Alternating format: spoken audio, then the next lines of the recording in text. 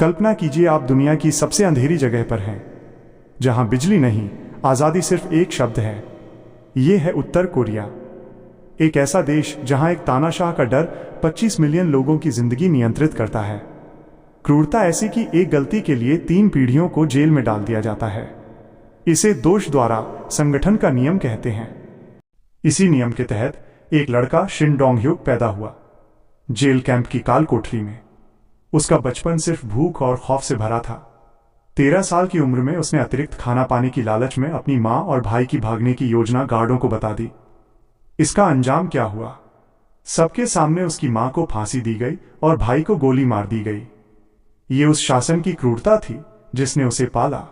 2005 में Shin Dong hook jail से भाग निकला और दुनिया ने पहली बार उस भयानक जेल की सच्चाई सुनी।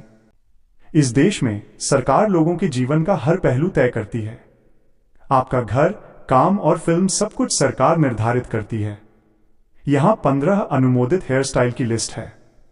नीली जीन्स और लाल लिपस्टिक पर भी प्रतिबंध है। नियमों को लागू करने के लिए गुप्त फैशन पुलिस काम करती है। सबसे खतरनाक है उनका प्रोपेगेंडा। किम परिवार यहां धर्म है। नेता को ईश्वर की तरह पूजा जाता है और उनके चित्र हर घर में अनिवार्य हैं। लाखों लोग अकाल में मर रहे थे, तब भी सरकार ने अपनी शक्ति परमाणु कार्यक्रम पर लगाई। लेकिन तानाशाही हमेशा नहीं चलती। आज किम जोंग उनकी पकड़ कमजोर हो रही है और ये क्रांति चला रही हैं यहाँ की महिलाएं। सरकारी आय कम होने पर महिलाओं ने परिवार संभाला। उन्होंने जंगमडांग स्थानीय बाजार शुरू किए जो अब देश की अर्थव्यवस्था की रीढ़ हैं।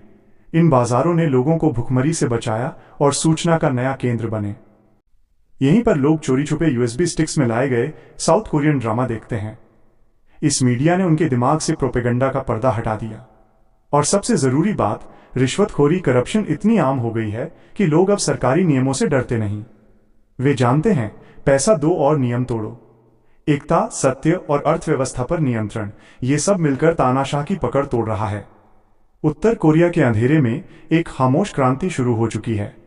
ये हमें सिखाती है कि डर कितना भी बड़ा क्यों ना हो, आजादी की इच्छा हमेशा जिंदा रहती है।